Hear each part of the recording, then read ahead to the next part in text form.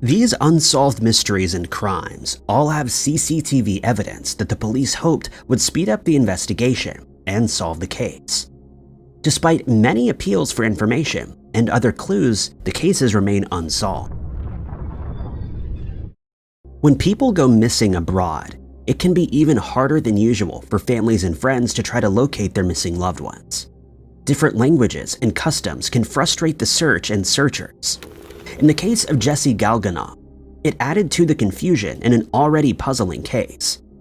Jesse disappeared while on a hiking trip in Peru in 2017. He was 22 years old at the time and had graduated college a few months earlier. He was described as a bright young man and planned to go to medical school to become a doctor. But before that, he wanted to go on a gap year. Jesse was an experienced traveler and hiker and looked forward to seeing new sights in South America and Asia. The first stop on his gap year was Peru. He arrived in Lima on September 24th and spent a couple of days seeing the sights in the city. He kept in touch with his friends and family back home, especially his mother in Canada. After a few days, Jesse took an 8-hour bus trip to Juarez further north. The city sits just outside the Huascarán National Park. The Peruvian Andes overlook the city, and it's a popular spot for tourists. Jesse arrived in Juarez on the morning of September 28, 2017, and set about getting to his hostel, Kame House. He was captured on CCTV walking towards the hostel and arrived at 6:40 a.m. He spent the day in Juarez gathering supplies and visiting various supermarkets. He also talked with people at the hostel and his friends back home. The people he met at the hostel said he was excited about his travels and was in good spirits. Jesse spent the day at the hostel, then set out early the following morning for the Santa Cruz Trail. He told his mother it would be about a 4-day hike, and he wouldn't have reception during that time. He didn't want her to worry and said he would be back in touch on October 2nd. He would need to be back in civilization by then because he had a return bus ticket for that day. Jesse was on a budget and wouldn't want to waste money on a ticket for a trip that he wasn't certain he would take. October 2nd came and went, and Jesse's mother didn't hear from him. After a few more days, she got very worried and started to reach out to his friends. They hadn't heard from him either. It didn't seem unbelievable that Jesse might change his plans and take a longer hiking route, but his friends thought it was strange that he would let his mother worry. Jesse's mother contacted authorities in Peru, Canada, and the US, as Jesse was a dual citizen, and started the investigation into his disappearance. At first, it wasn't clear if Jesse made it to the trail at all or even to the hostel. The hostel owner first said that he had, but then denied it. In the end, Snapchat messages from the hostel, as well as the CCTV footage, proved he had been there. The trail was harder to prove. According to the Park Service that administered the trail, there was no one registered on the trail that day that Jesse went hiking. He hadn't paid the registration fee at the trailhead, but that didn't necessarily mean that he hadn't gone ahead with the hike. It could have been due to the fact that the people working weren't actual employees, and proper protocol might not have been followed. This confusion caused some delay in the investigation, as Jesse's family considered the possibility that he might have been attacked on his way to the trailhead. A privately hired search team eventually found evidence that Jesse had made it onto the trail. 2 French tourists had seen Jesse on October 1st. The day before, he had arrived at the Talipampa camp, where they were staying late. He told them that he was late because he'd gotten disoriented and was suffering from headaches. It seemed as if he had altitude sickness. The next day, he was again in good spirits and left early after breakfast. The final sighting of Jesse was at 3:30 p.m. on October 1st, when he was asked by a group of Czech hikers for some water near Punta Union Pass. Jesse was definitely on the trail and seemed close to finishing it. It was either on the final day of the trip or on the afternoon of the penultimate day that something went wrong. If Jesse did run into trouble on the trail, his body has never been found. Neither have any of his belongings, which were brightly colored. The trail isn't for novices, but it was well trafficked, and if Jesse were somewhere nearby, it's likely that someone would have found him. It's possible, though, that he got disoriented and might have wandered off the trail and gotten lost in the jungle. Foul play is also a possibility. Some believe Jesse might have been attacked and robbed while on his hike, and that his body was purposefully hidden. Jesse is described as being 5'10" and weighing 170 pounds. He had brown hair and brown eyes, was wearing black clothing and carrying a hiking pack that had a Canadian flag patch on one side. His bag contained a one-person tent, camping mattress, and other camping essentials. Anyone with information is asked to contact helpusfindjesse@gmail.com. A case of mistaken identity ended in tragedy when masked criminals took the life of 20-year-old Adam Chadwick 15 years ago. Despite CCTV evidence and multiple leads by Adam's family, the case has never been solved. It was June 24, 2008. Adam was visiting his sister, Gemma, in Leeds, England, when the attack happened. It was a few days after his daughter's 3rd birthday, and Adam was in good spirits. Gemma and her fiancé were preparing for their wedding, and Adam was close with his future brother-in-law, and Gemma's fiancé had planned at some point to ask Adam to be his best man. The typical family visit was interrupted at 9:40 p.m. by a knock at the door. The visitor was a woman that none of them recognized. The woman asked for someone named Michelle, but there was nobody of that name at that address. The woman was told that they didn't know who she was talking about, and she left. As Adam and his family continued the evening, the woman went to other houses on the street asking after Michelle. Nobody knew who she was talking about. An hour after the first visit, there was another knock at the door. The woman was back, but this time she wasn't alone. There were also 3 men wearing masks and camouflage military-style clothing. They again asked for Michelle, and Gemma's fiancé tried to explain again that they didn't know who Michelle was. But the men tried to push their way in anyway. Adam managed to get the door shut, but the men forced their way in, demanding to know where Michelle was. One of the intruders was carrying a weapon and fired twice. One bullet hit Adam. After this, the intruders fled, leaving Adam's family confused and in shock. Adam was rushed to the hospital, but he passed away a few days later.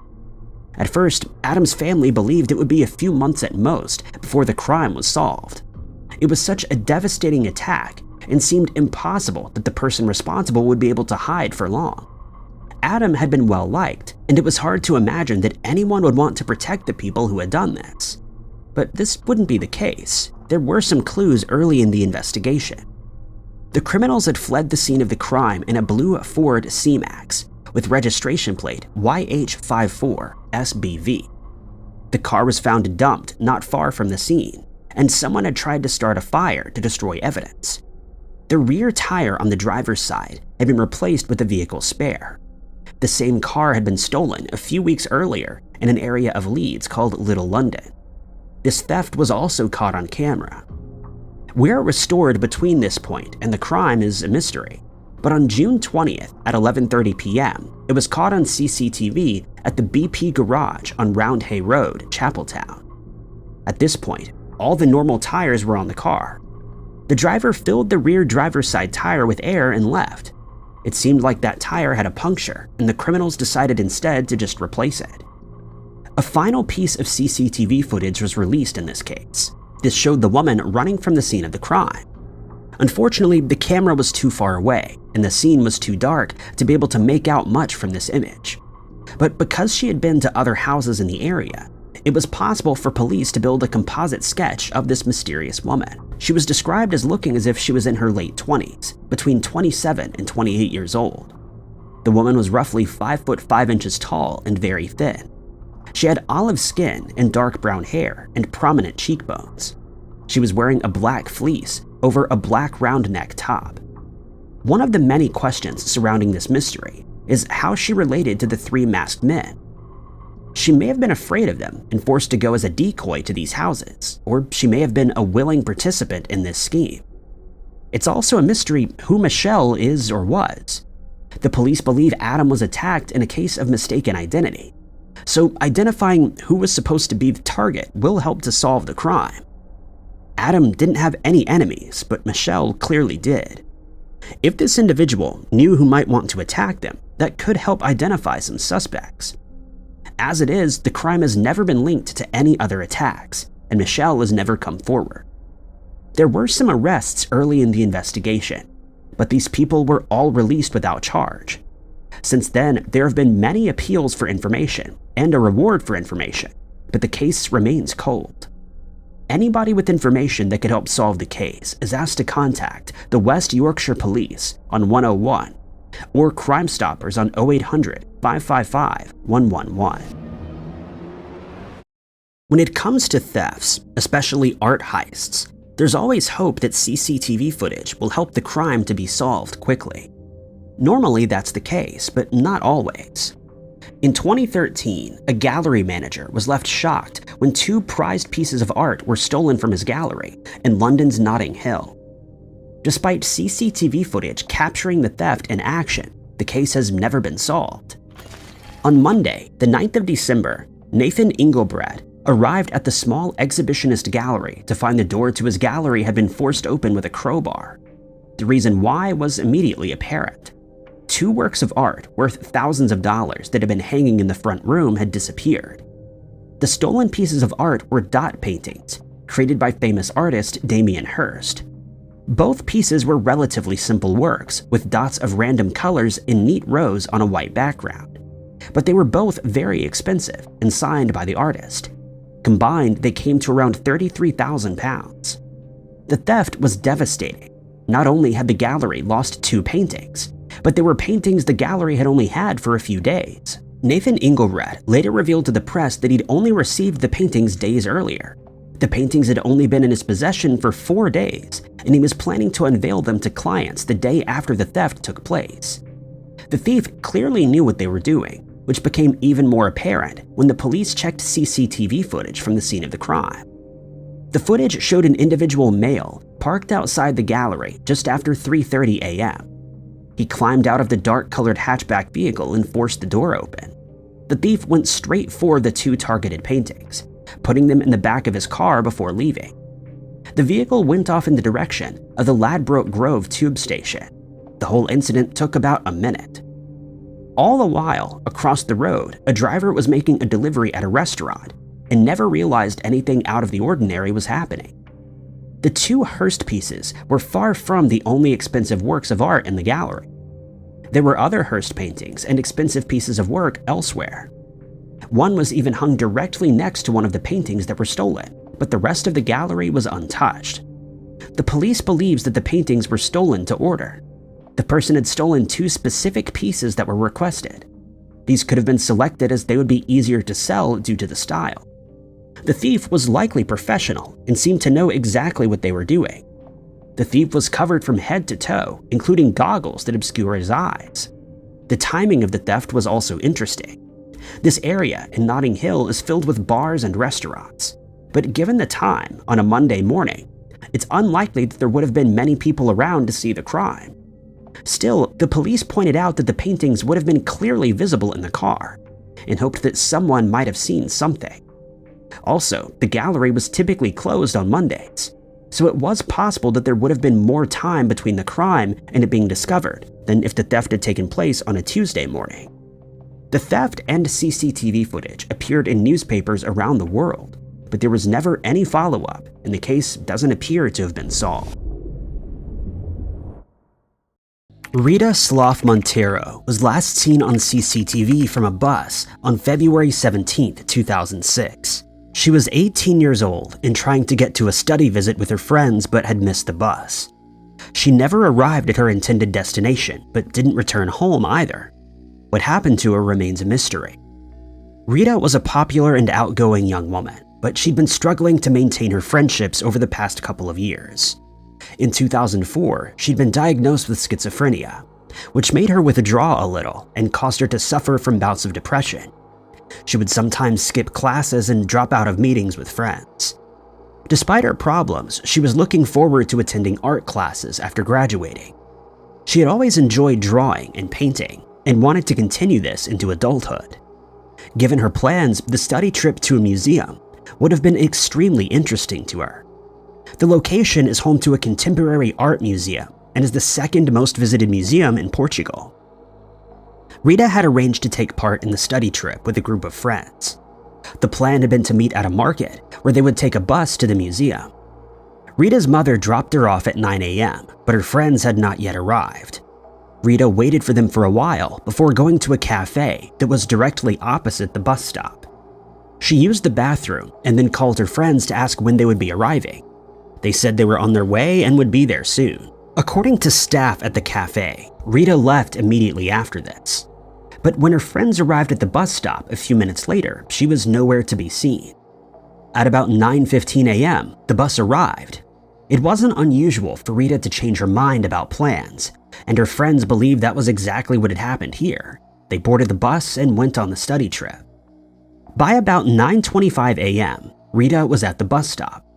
CCTV from a passing bus caught an image of Rita talking to an unidentified woman. It's believed she was asking about bus times or if there was another way to get to her destination.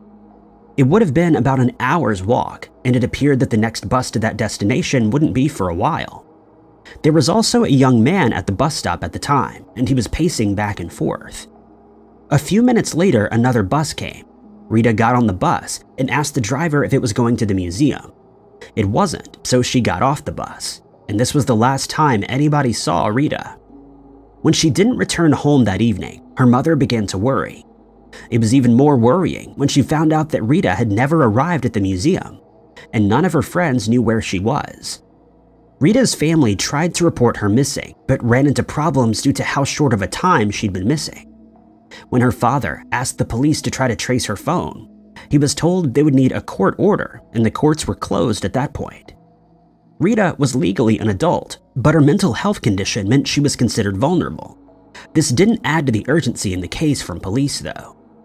When Rita's phone was eventually traced, the police discovered that it had been on until 4 p.m. on February 19th, more than 48 hours after she was last seen. It connected to multiple different cell towers, indicating that Rita, or at least her phone, had traveled a lot over those 2 days. The last place it pinged was about 7 miles north of where she had gone missing. After that, it was turned off or the battery ran out. By this point, Rita's family were very concerned. She had nothing with her other than her phone and her debit card, which was not used until after she went missing. She didn't have the medication that she needed to take daily, which only meant that she was even more vulnerable. Despite this, there still wasn't much urgency from the police. Rita's family hired a private investigator, but that didn't result in any new leads. Years later, Rita's father would win a lawsuit against local authorities due to their handling of the case. That didn't undo the damage caused by the delay in the investigation, though. Theories in this case range from Rita having a mental health crisis and ending up in the water, meeting foul play, or possibly even running away. There's one theory that she traveled to the Netherlands, where her maternal grandparents lived, but there's no evidence for this. Rita is described as 152 centimeters tall, with brown hair and brown eyes. She also had a lip piercing. Anyone with information in this case can contact 225-582-000. On June 18, 2012, 3 crimes took place in the area around Pairoa, New Zealand. 2 of those were attempted robberies at shops. The third, in Pairoa itself, was a senseless crime that took the life of a well-loved pizzeria owner. More than 10 years later, the person responsible for taking Jordan Valdori's life remains a mystery. Jordan Valdori's was a popular member of the Pairoa community. He had moved to the town a few years earlier. Born in Greece, Jordan had had a tough start to life, but was determined and hardworking. And he made a good life for himself. He came to New Zealand after serving in the military and settled down there. Jordan married a woman named Gwendolyn and had 3 children. Even when he divorced Gwendolyn, they remained on good terms, and she would often come with the children to Pairoa to visit. In Pairoa, Jordan set up a pizzeria. He was described as going the extra mile to help people, and was generally well-liked. Most people in the community knew him as the pizza man. He had no known enemies, no disgruntled customers. The closest anybody came to that was an employee who had left his job shortly before the incident. They had argued at one point, but that was it. The day before the crime occurred had been like any other. Jordan's store, Mykonos, had been open as usual. Inside, as well as the typical takeaway counter, was a wall of caps Jordan had collected over the years. Sitting behind the counter was a police cap, one which had only recently been gifted to Jordan. He hadn't gotten around to hanging it up yet. The store closed at 10 p.m. and the employees went home. Jordan lived above the shop. He stayed on his computer until about 1:30 the following morning, then presumably turned in for the night. Hours later, the owner of the antique store, which was located next door, arrived to open the shop. He found Jordan's body at the gate that led from a gravel driveway to the back of Jordan's shop. His arm was caught in the mechanism, but the cause of his passing was a bullet wound. The investigation began immediately. Jordan had been attacked at the back of his shop and had stumbled 15 meters towards the gate before collapsing. Inside the shop, nothing seemed wrong. The front was all locked up and nothing had been stolen. A few months before this incident, meat from the restaurant had been stolen, but that was all there and accounted for. Even the money in Jordan's pocket and his expensive watch were still on his person. For years, the police kept details of the crime closely guarded while they looked for more clues and witnesses. The crime was believed to have taken place sometime between 1:30 and 4:30. During that time, many people had walked up and down the street or driven past, and it was hoped that someone might have seen something out of the ordinary. The police also believed there could have been a connection between this and two other robberies that took place earlier in the night. It could have been a robbery gone wrong, and the criminals decided against getting anything when they realized what they had done. As well as the connection to the robberies, the police explored the possibility that the crime might have been committed by someone Jordan knew. After the past meat robbery, one of Jordan's neighbors warned him to lock the gate at the back of the yard. It's not clear if he followed that advice, but if he did, then he may have gone to the gate to unlock it for someone. That leads to more questions about potential motives, as nobody knew anyone who might have a reason to hurt Jordan. Hundreds of people were interviewed, and many more tips came in, especially after a reward for information was offered. But all the leads led to dead ends. In 2020, during an episode of the TV show Cold Case, a little more information was revealed. The first was the exact type of weapon used to take Jordan's life. It was a .22 caliber weapon, and both the bullet and casing were found at the scene. That means that the police would have been able to test any weapon they came across and know for certain whether it was the one used in the crime. According to the police, thousands were tested, but none were the right weapon. The police also revealed that the attack happened at close range, and Jordan may have been trying to wrestle the weapon away when he was struck. Another potential clue in the case is two plastic ties found at the scene. One was in a loop, and the other straight. These might have been innocently dropped by someone earlier in the day, but the police believe they could have been dropped by the criminal. If that's the case, it could indicate that the criminal intended to tie Jordan up. The final clue was two CCTV images from the night in question. A suspicious four-wheel drive vehicle was seen circling the area. It was captured on camera at 1:09 a.m. and 1:21 a.m. It's possible the vehicle had something to do with the incident, or the occupant may have seen whoever was responsible. The police have kept other evidence, including the clothes Jordan wore during the attack. They hope that future DNA technology might help them catch the criminal. In the meantime, it's likely someone in the community knows what happened that night, and they just hope one day that person will finally come forward. Anyone with information can contact the police's cold case team at 0800-2653-2273 or Crime Stoppers at 0800-555-111. During the outbreak of the coronavirus pandemic that affected virtually every country in the world, many people were left without jobs as quarantines and lockdowns were put into place by the governments of the world. Some people saw this as the perfect opportunity to start a new business or to look into alternative ways of earning a wage, since they would be sitting at home anyway and needed to care for their families and loved ones. Many of these businesses weren't successful in the end, either because of further restrictions regarding lockdowns or because cash flow became a problem and left these business owners with no choice but to wait for the danger to pass so that they could go back to work. But there are some businesses that did succeed, one of which is a restaurant located in Drakeholes, Nottinghamshire in England. The owner, Harriet Boland, opened the business in 2020 and included many of her family members in the day-to-day running of the restaurant. Currently, she still owns and operates the restaurant, which is called the Mighty Duck. But in September of 2023, she had to deal with a very strange and unforeseen circumstance that ended up costing her a lot of money. On the 17th of September, at around 11:30 a.m., CCTV security cameras recording the outside courtyard of the restaurant captured a bizarre and quite unbelievable event that Harriet is still trying to get to the bottom of.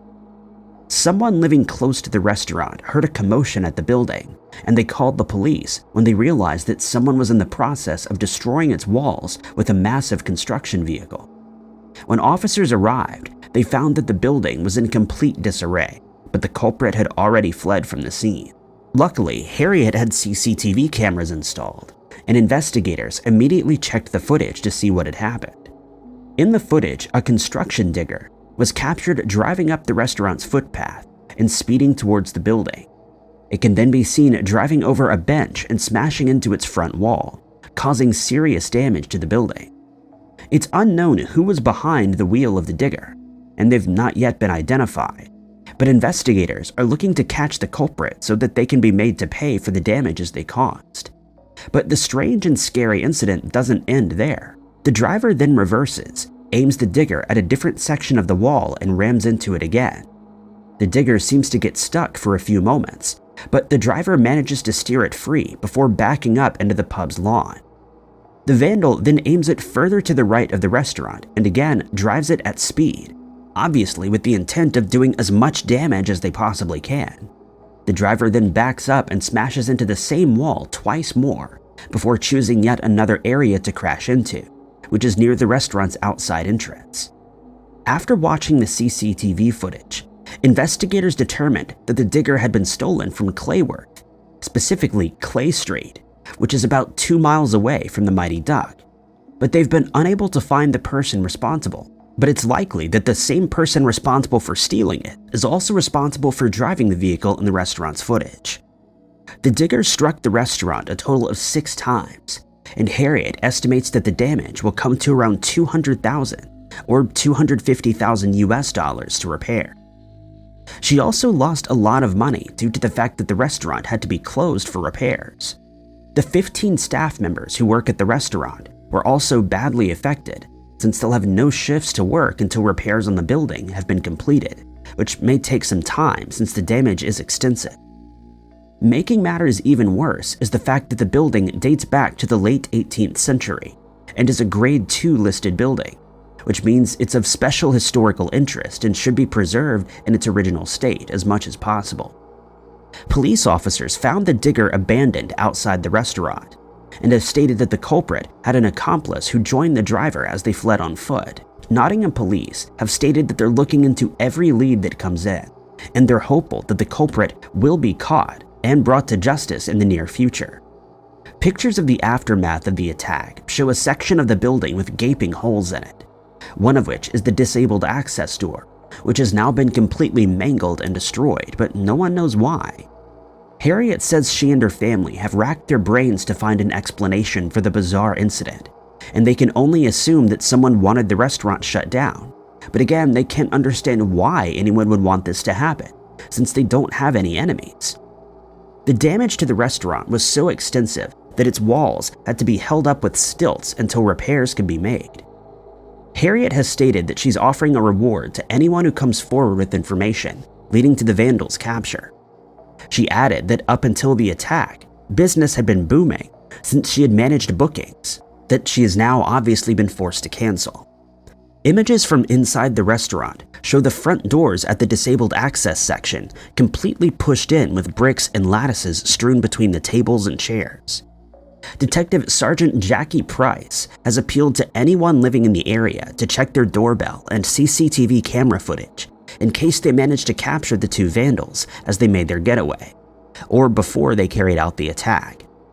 Investigators added that they would like to make contact with anyone who knows of any individual who has shown an interest in the restaurant, its owners, or its renovation in recent times, since it could lead them to a possible suspect.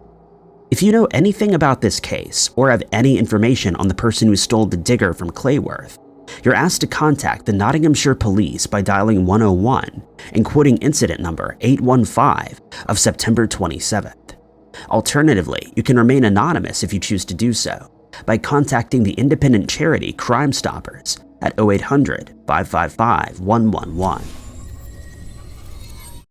You would think that when someone's spouse goes missing, they would contact the authorities immediately. But this simply wasn't the case when 39-year-old Anna Walsh disappeared from her home in Massachusetts on New Year's Day 2023. Instead, her husband, 47-year-old Brian, waited 4 days, and even then, he reported her disappearance to her coworkers rather than to the police. He's now the prime suspect in a case that's taken many twists and turns during its investigation. Anna had relocated to the US from Serbia when she was 25 years old. And after making the move, she found a job at the Wheatley Hotel, which is located in Berkshires. She and Brian met while she was cleaning his apartment, and the couple soon fell in love and got married. At the time of her disappearance, Anna worked for Tishman Speyer, a real estate company that's based in Washington. Due to her role there, Anna didn't always stay in the family home, but would often stay in Washington, where she owned a business and a vehicle to get around in. But she spent New Year's Eve at the couple's home in Cohasset, celebrating with family and friends. One family member would later tell investigators that she spent a lot of time sitting on a bar stool that night, sending celebratory texts to her friends, and she seemed to be in a good mood.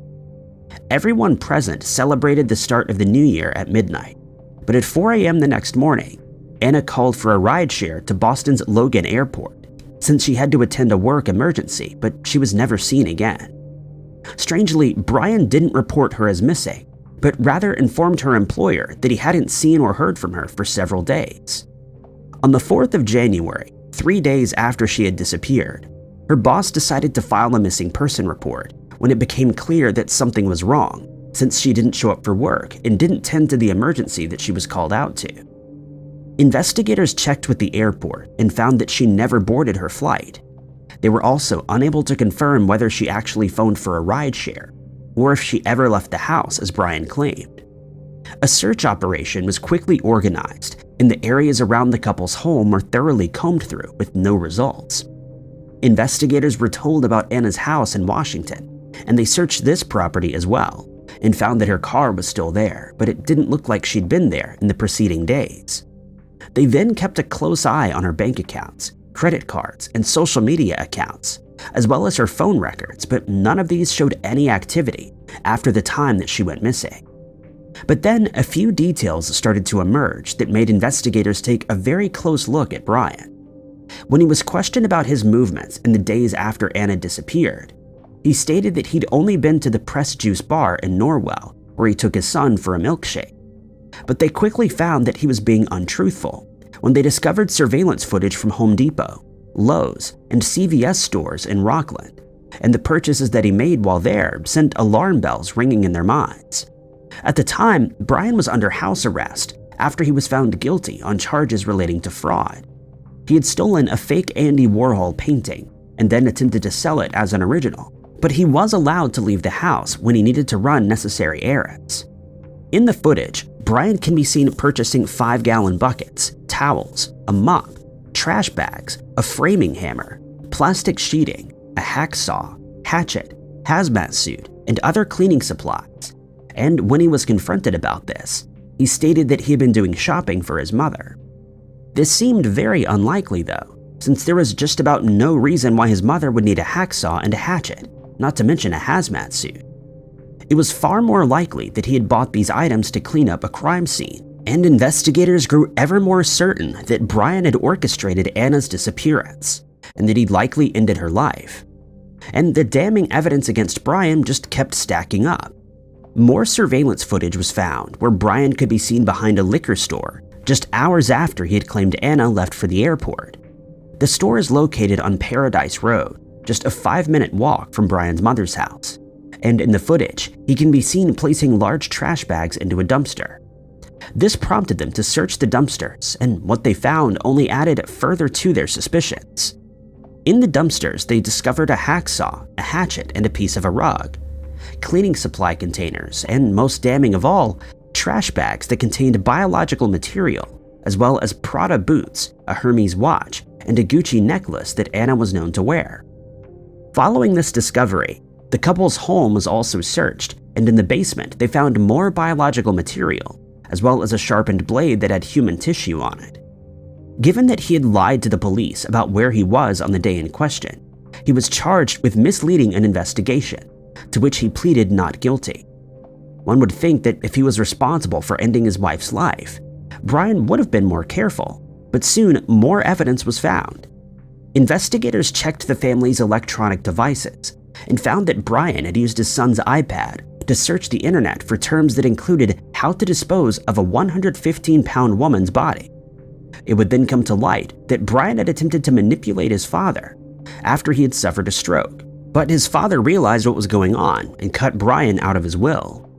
After his father passed away in 2018, Brian traveled to his home, broke in, and destroyed the will, but his plan didn't work as planned, as one of his father's friends had the forethought to take a photo of the will, which stated, "I hereby bequeath to Brian R. Walsh my best wishes, but nothing else for my estate." It was also discovered that he had started selling the items inside his father's home, but he's now been stopped from selling the house and has been ordered to reveal what he did with the items that are missing from the property. While the case against Brian was being constructed, it was revealed that he'd spent a long time in the Austin Riggs Center Psychiatric Hospital after he was diagnosed as a sociopath, and after he had pilfered close to $800,000 from his father during a home refinancing deal. One of Brian's friends stated that he saw the man's violent temper firsthand on one occasion when they were on holiday in China together. Brian had decided to smuggle antiquities out of the country, and when he was found out, he attacked the 4 guards that had confronted him. Brian tried to downplay the rift between him and his father, claiming that they had mended their relationship before he passed away and that his father had asked if he could move in with his family. But his father's friends reported that this statement was a pure fabrication. Investigators now believe that Brian ended Anna's life at around 4 a.m. on the 1st of January 2023, and he then disposed of her body. Brian has now been charged with murder, misleading police, and improper conveyance of a human body, to which he pleaded not guilty. If he is found guilty, Brian will likely be sentenced to spend the rest of his life in prison without the possibility of parole, and at present, Anna's whereabouts remain unknown. In September of 2023, 44-year-old Ebony Duncan was working at the Centerra Springs nursing home in Independence, Missouri, before she mysteriously disappeared. No one has seen her or heard from her since, but her case got even stranger when it was discovered that another missing woman, 41-year-old Kiera Ransberg, was with her the last time she was seen. One of Ebony's co-workers, Amber Williams, describes her as a loving person who's very dedicated to her job at the home. She never missed a day of work and always tried to help out as much as she possibly could. But when she failed to show up for work on the 7th of September, Williams had a feeling that something was wrong, since it was very out of character for her to miss a shift, and even stranger that she didn't notify anyone that she would be coming in. Williams called Ebony's cell phone but got no answer. She then remembered that Ebony had been anxious in the previous few days, since her daughter was expected to give birth at any time, and she thought that Ebony may be at the hospital and had taken her phone with her, or understandably chose not to answer. She thought nothing more of it until Ebony's daughter contacted the home to ask if they'd seen her mother. She stated that she'd spoken to Ebony earlier that day to inform her that she was about to go into labor. Ebony said that she would contact her as soon as she finished work, after which she would meet her at the hospital, but she never received the expected call, and she immediately knew something was wrong, since Ebony had been excited about the birth of her grandchild. Williams immediately became concerned and went over to Ebony's house to see if she was there. She knocked on the door repeatedly but got no answer, and after she got back to work, police officers arrived after her family decided to report her as missing. Surveillance footage from the home was checked, and this is when an unsettling detail emerged.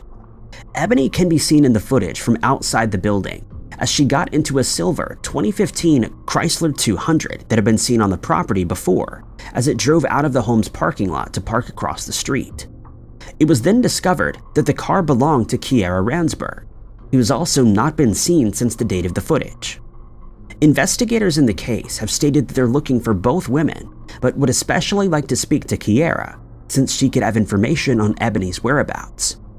Williams would tell investigators that she last spoke to Ebony while they were at the nursing home at around 5:30 p.m. on the day that she mysteriously vanished. As they attempted to establish a link between the two missing women, investigators discovered that they did indeed have one thing in common: a man named Charles Smith Howell. Smith Howell had dated Ebony in the past, and at the time that the two women disappeared, was known to be in a relationship with Kiera. When Ebony's daughter contacted Smith Howell via a Facebook message to ask if he had seen her, he replied that he saw her on the night before her disappearance, but strangely, he added that he was sorry if something bad had happened to her. When Ebony's phone records were checked, they showed that it was still receiving GPS data until the 14th of September. It was eventually tracked and found in the possession of a homeless person who stated that they had found the phone on a bridge, but they couldn't remember where the bridge was located. It was also found that her phone was in the vicinity of 407 Mersington Avenue, the area where Ebony and Kiera lived after she was seen entering Kiera's vehicle. It was then tracked to an area where a license plate reading camera recorded Kiera's vehicle as it passed by, but the car has not been found as of yet. Smith Howell was arrested on the 14th of September after he was observed by police officers weaving in and out of traffic, driving at dangerously high speeds, and at times driving on the wrong side of the road. After he was taken into custody, his car, a black Buick Encore, was searched, and investigators found evidence that caused them great concern. Inside was a black bag that contained the title for the 2015 Chrysler 200 that belonged to Kiera. Even more unsettling was the discovery of Kiera's car's license plate, JH6C2W, and a firearm along with corresponding ammunition. Since Smith Howell had 4 convictions dating back to 2003, 2004, and 2005, he was a felon and was not permitted to carry a firearm, and he was immediately charged accordingly. On the 31st of October, the case took a further sinister turn when a body was discovered by cadaver dogs in a wooded area near East 83rd Street and Hillcrest Road in Kansas City. It was found that the body's height, hair color, weight, scars, and tattoos corresponded with Ebony's, and it was all but certain that the remains were hers. It would also come to light that Ebony had told a coworker that Smith Howell had threatened to end her life and that she was fearful of him. Investigators are still awaiting the medical examiner's report to confirm whether the remains belong to Ebony or not, but they're convinced that the report will do so. Although Kiera remains missing, investigators believe she may have had a hand in Ebony's disappearance and eventual demise, though this has not been confirmed, and at present they've stated that they merely wish to question her about the day that Ebony disappeared. Both Kiera and Smith Duncan are considered persons of interest in Ebony's disappearance, and investigators have asked anyone who has any information on the case to come forward, so that any possible leads can be followed up on. Kiera is described as having brown eyes, weighing around 150 pounds and standing around 5 feet tall. The Independence Police Department has asked that anyone who could provide further details on the case contact the TIPS hotline at 816-474-8477. When 32-year-old Chelsea Grimm set out for a cross-country road trip in September of 2023, the last thing her family expected was that they would never hear from her. But this is the sad reality, and she remains missing today. Chelsea was traveling from San Diego to Connecticut to attend a wedding, but she decided to take her camera with her, do some work on an art project while she traveled. She planned to document the lost and forgotten people of the country, taking photos along the way. She decided to drive the 2,860 miles rather than fly to Connecticut because she wanted to bring her pet bearded dragon, Roxy, with her, and would not have been permitted to take it on a plane. After deciding to take on a long drive, she told her parents that she was taking a tent and a sleeping bag with her, since she may decide to do some camping along the way, but also that she may decide to stay in a hotel for a few nights depending on her mood. After 3 days of traveling, she made it as far as Arizona when she called her parents to say that she didn't think she could complete the art project on her own. She added that she had decided not to go to the wedding as planned and instead wanted to stay in Arizona for a few days so that she could camp out for a while. She made sure to mention that she would be camping in an area where there was little to no cell reception, and so her parents didn't expect to hear from her for a few days. But as time went by, they started to worry, since she hadn't been in contact for too long. It was later discovered that Chelsea was supposed to meet up with a friend for lunch at some point, but she canceled that appointment as well, though it isn't known why she did so. After it became apparent that she had gone missing, a police officer came forward to report that he had seen Chelsea on the evening of the 28th of September, after she was supposed to meet up with her friend. He produced body cam footage in which he can be seen approaching her car while she's parked outside of a war memorial, and he stated that she seemed to be distressed since it looked like she'd been crying. When he asked if she was all right, she stated that she'd been taking photos of the soldiers who had lost their lives and that it affected her emotionally, but that she was fine otherwise. She simply didn't want to drive while she was crying. She then told the officer that she would be staying in that spot for the next 15 to 20 minutes before getting back on the road. But during the interaction, she also admitted that she'd smoked an illegal substance earlier in the day, but he noted that she seemed fine to operate her car. He asked whether she would be staying in a hotel that night, but she stated that she hadn't thought that far ahead and was considering just camping out for the night. He then made sure to inform her that she wouldn't be allowed to camp within the city limits, and suggested that she spend the night at a nearby truck stop. She agreed and seemed keen on the idea of sleeping over at the truck stop, adding that she would be returning to the memorial the following day to take a few more photos for her art project. The officer told her that she could stay at the memorial for as long as she wanted, after which he left the area believing that she wasn't in need of any assistance, and that she would find somewhere safe to spend the night. A woodcutter also came forward to report that he had seen Chelsea in the Kaibab National Forest 2 days after her interaction with the police officer. He was concerned that she was by herself and walked over to her to ask if she needed any help. Chelsea stated that she was fine, and the man felt that she seemed like she was in good spirits, concluding that she didn't need any assistance. Chelsea's car, a Ford Focus, was found locked and abandoned by hunters on the 5th of October, close to Forest Service Road 6, northeast of Ashford. They noted that the car was abandoned in the middle of a dirt road, and that both tires on the right side of the vehicle were flat. It's been suggested that she either hiked out from this area, or that she may have gotten into a different vehicle, but this is mere speculation at this point. When her car was searched, investigators found that her wallet, sleeping bag, driver's license, clothes, and her pet bearded dragon were all missing, and it was presumed that she'd gotten out of the car willingly and had taken all of these items with her, possibly to camp out in the area since there were no obvious signs that foul play was involved in her disappearance. Some people have speculated that Chelsea may have gone into the woods to end her own life, but her family has stated that this is highly unlikely, since she was always full of life and never showed any signs that she wanted to harm herself. They also made sure to mention that her bearded dragon often rides around on her shoulder, and that members of the public should keep this in mind, in case they spotted her, since this would be a rare thing to see.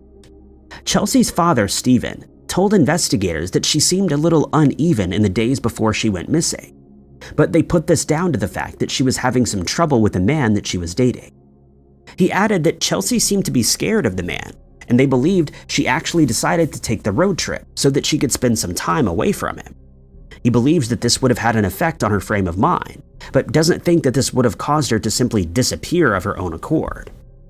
Chelsea's sister, Sarah McCarthy Grimm, later revealed to investigators that her sister's ex-boyfriend had been creating posts on Facebook in which he claimed to be her fiancé, which simply wasn't true. He had also set up a GoFundMe page that claimed to be collecting money to aid in the search for Chelsea, but she believed this to be an attempt by the man to make some quick money for himself. Chelsea's father commended the efforts of investigators and searchers in attempting to locate his daughter, but as they were quickly running out of leads and areas to search, he decided to hire a private detective in hopes that they would be able to find additional information on her disappearance. He added that when an investigation like the one into Chelsea's disappearance no longer offers up any clues, it no longer receives as much attention as it did initially, and he felt that it couldn't hurt to see what the private investigator could uncover. Investigators are at a disadvantage since their investigation could only begin after Chelsea was reported missing, 5 days after she was last seen alive, and any number of events could have taken place during that time. Chelsea's mother has drawn attention to her daughter's tattoo since it's very distinctive and could help in identifying her. She stated that Chelsea designed the tattoo herself when she was still a teenager, and that it features an ivy vine with leaves on her left arm, as is evidenced in the police body cam footage where she can be seen with her arm resting on her car's door.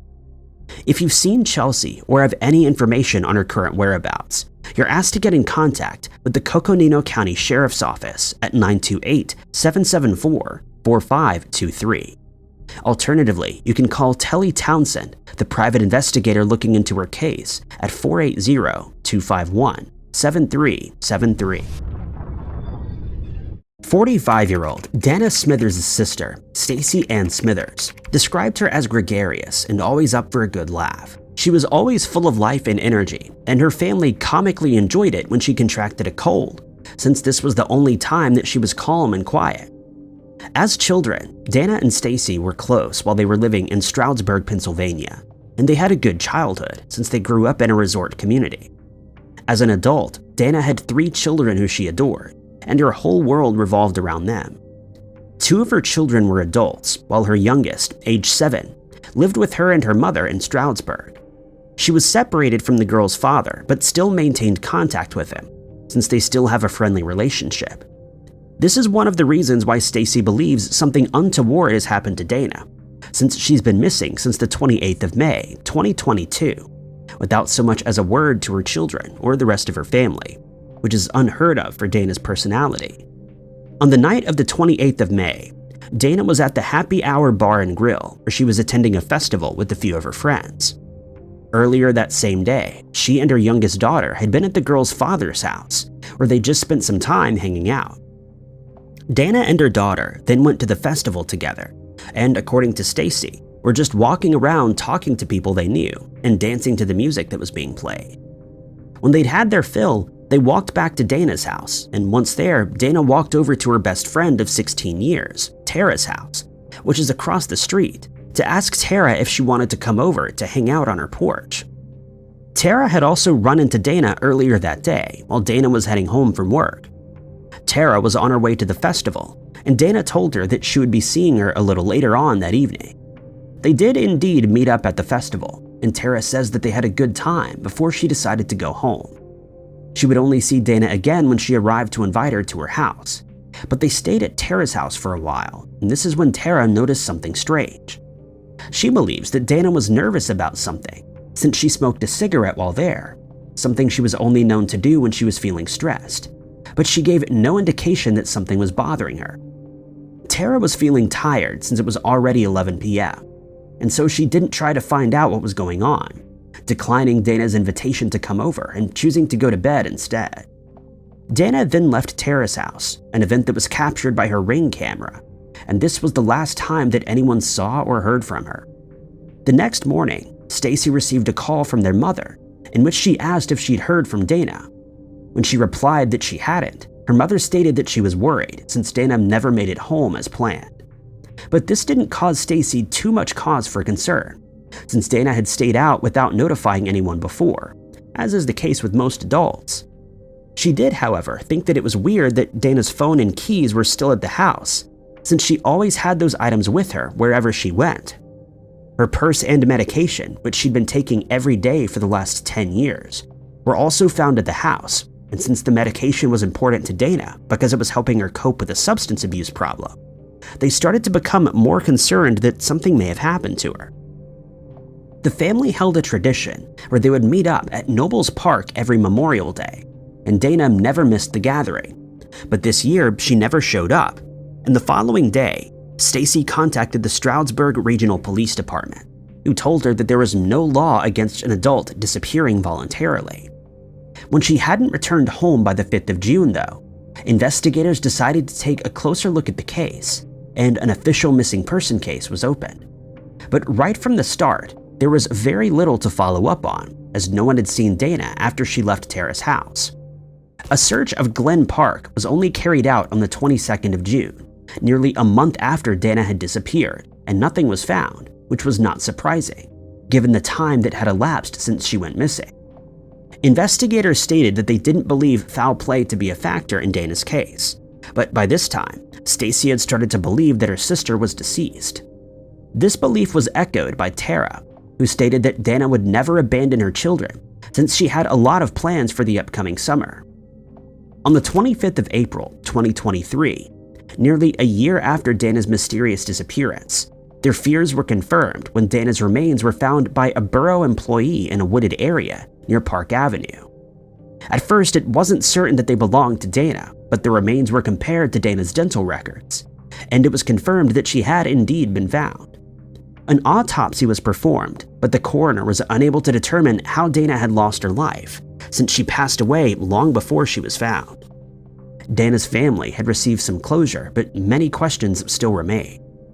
The case took an interesting turn when internet users contacted investigators to report that Brian Kohberger, the man who's suspected of ending the lives of 4 college students in Idaho in 2022, had ties to Stroudsburg, and his parents were summoned to appear before a grand jury in Dana's case. Investigators made it clear that Kohberger was not suspected of ending Dana's life, since he wasn't in the area at the time that Dana went missing, but added that he was considered a suspect for a brief period until his alibi could be confirmed.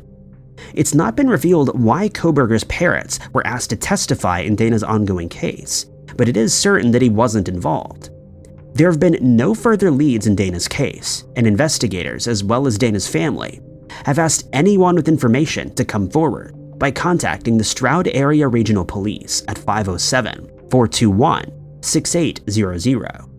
You can also contact Detective Robert Transu at 507-421-6800, extension 1027, or Detective Dan Knowles at 570-421-6800, extension 1046, with any information that could bring a close to Dana's mysterious case. At the time of his mysterious disappearance, 28-year-old Daniel Hives, who originally hails from England, was living in Preston after moving to the area 8 years ago, and he remains missing to this day, despite being spotted in the area that same evening. On the 10th of December 2022, Daniel had been living with friends in Siding Close, Lancashire, which is only a short distance away from the River Loon. After concluding his visit, Daniel left his friend's house at around 9:30 p.m. to make his way home, but he never made it there, and his family is desperate for any information on his current whereabouts. Shortly after Daniel was reported missing, searches were undertaken by the Lancashire Police drone team, along with the Lancashire Police Dogs Unit. They were unable to find any clues to explain his disappearance, or to guide them in the right direction to carry out further searches. As the investigation progressed, witnesses who saw Daniel that night were questioned by police, and then it came to light that he'd been involved in an altercation of some kind, and that he had fled the area. But those who saw what happened stated that they didn't believe he picked up any injuries as a result of the fight. One of Daniel's friends, a woman named Chantel, contacted investigators 2 days after he went missing to inform them that she had received a strange phone call from someone who claimed to know what happened that night. The caller simply stated that Daniel was no longer alive, and since then, Chantel has scoured the area from where he went missing in hopes that she would locate him, but to no avail. Given the strange phone call and altercation that took place, she believes that Daniel may have been abducted, and that whoever kidnapped him may still have him. She added that she's spoken to many people involved in the case, and that this has only strengthened her fears that something untoward may have happened to her friend. When all searches failed to turn up any further information for investigators to follow up on, a dive team called Beneath the Surface was tasked with searching the River Loon. This dive team is well known for their attempts to find missing people in order to bring closure to their friends and families. The team conducted their search with the use of sonar equipment, but despite their best efforts and searching throughout the weekend, they were unable to find any sign of him. They did state that they'd identified other areas where further searches will be carried out, and they're hopeful that they may make some progress in the case in the near future. Daniel remained missing on the day of his 29th birthday, and to commemorate the day, his family and friends gathered at the Millennium Bridge, where they distributed missing person flyers, put up banners, and shared memories of the missing man. In a further bid for anyone with information to come forward, Daniel's case was featured on a TV show called Vanished, which airs on Channel 5, but this seems to have had little impact, as no further helpful information was received. His family has vowed to never stop searching for him, as he has a young son who they say Daniel would never leave behind intentionally. Investigators later released a CCTV image of Daniel from the night that he went missing, in the hopes that it would jog someone's memory, and that they would come forward with new information in the case. In the footage, Daniel can be seen wearing a dark blue Hugo Boss tracksuit and black Nike shoes, and investigators have asked the people who were in the area that night to check their dashcam footage, as well as Ring doorbell cameras, in case he was captured in footage that they're not aware of. If you or anyone you know has any information on Daniel's case, you're asked to contact the Lancaster Police by dialing 101 and quoting log 0250 of December 12th. Alternatively, you can use the email address 2893@lancasterpolice.uk to submit a tip. Some of the most harrowing missing person cases are those that are decades old, since the friends and families of those missing people still have no answers as to where they may be after years and years of searching and waiting. But knowing that there's someone out there somewhere that has information on the case only makes it worse, especially when they refuse to come forward to tell investigators what it is that they know. This seems to be the case in the strange disappearance of Stephen Goldsmith, a 28-year-old man from England who disappeared without a trace from New Farm in Queensland, Australia, on the 29th of July, 2000. The last time that anyone saw Stephen was on CCTV security footage from an ATM at the Commonwealth Bank, where he can be seen withdrawing $3,000, and investigators strongly believe that the money he withdrew has something to do with his disappearance, though they're unsure what the connection could be. At the time of his disappearance, Stephen was working as an arborist, subcontracting to the Toowoomba City Council. He was, however, in the habit of traveling to Brisbane during his weekends off, and was known to spend time in bars and boarding houses. It's also known that Stephen was busy experimenting with illegal substances, but it isn't known whether this has anything to do with him going missing.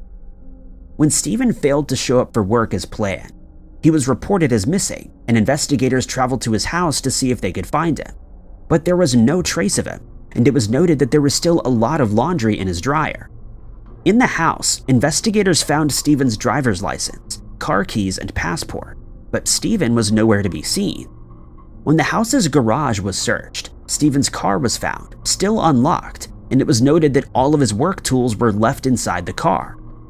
Extensive searches were carried out in the areas around his house and where he was last seen, but no further trace of Stephen was ever found. Multiple witnesses claimed to have seen Stephen on the night in question, and they were all questioned, but this too failed to supply investigators with any worthwhile information, and it seemed as though he simply vanished into thin air. Strangely, investigators would receive a call from an anonymous person shortly after Stephen's disappearance, providing them with very specific and detailed information on what happened that night, though that information has not been made available to the public. The caller didn't contact the police just once, but on multiple occasions over the passing years as Stephen's case grew colder, and they've now asked the caller to come forward as his family needs to know what happened to him. It's believed that this person has a reason for remaining anonymous, but they've been asked to set those reasons aside to help bring a close to this case that's over 2 decades old. They added that $3,000 is a lot of money to withdraw in one transaction, and hence they believe that the money may have had something to do with the case, though it isn't certain what it may have been intended for. When no progress had been made in the case by 2007, it was referred to the coroner's office and was determined that Stephen had likely passed away shortly after he disappeared. A $250,000 reward is now on offer to anyone who comes forward with information that leads to the arrest of the individuals responsible for Stephen's demise. Investigators also stated that they're certain that there are people in the surrounding community who know what happened to Stephen, and have added that anyone who was involved in the crime but didn't commit it themselves would be eligible for immunity when it comes to prosecution. Stephen's family is certain that he didn't disappear of his own accord, since he had made plans for the future that he was very excited about. He had been in constant contact with his family in England, who have stated that it's out of character for him to stay out of touch for even a short amount of time. Anyone with information on this case has been asked to contact the Brisbane Homicide Unit at 07-3364-4150. Alternatively, any tips can be submitted to Crime Stoppers at 1-800-333-000. 25-year-old Stephen Mackerel has been missing since the 30th of July 2019, and to this day his whereabouts remain unknown. In the early hours of that morning, Stephen was seen leaving a bar in downtown Fort Lauderdale, known as Lucky's Tavern. When Stephen was reported missing, an investigation was immediately launched, and police officers scoured the area in search of surveillance footage, showing his movements on that morning before he disappeared. When footage from a nearby Valero gas station in Pompano Beach was checked, they received their first lead, as Stephen could be seen walking around aimlessly before buying a few snacks from the shop. It's believed that he was intoxicated at the time, as he could be seen walking unsteadily and bumping into one of the shelves as he browsed the snacks on offer.